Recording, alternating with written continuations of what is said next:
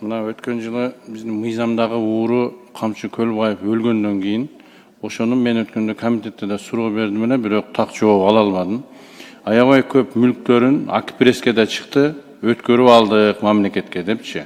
Анан болгону бир өзү жашаган үйүн детсад кылыпсыздар. Калган мүлктөрү эмне болду? Биринчи суроо. Экинчиси, биздин жанагы ГКМнын сотрудниктери бир Еду деген да ошо 40 чороосу менен деп да чыкты. Ошо балдарда ошол Едуга да канча мынча эмелери өтүп кеткен байлыктары деген информациялар жүрөт да. Ошол канчалык чындыкка жатат? Көлбаевдин мүлктөрү бизге Гаугиге өткөндөр боюнча бизде тизмеси бар, сатылган жана соц нуждага берилген объектилерде болгон. Эду деген кызматкердин канчасын алып калган, канчасын алып калбаганы боюнча бизде маалымат жок.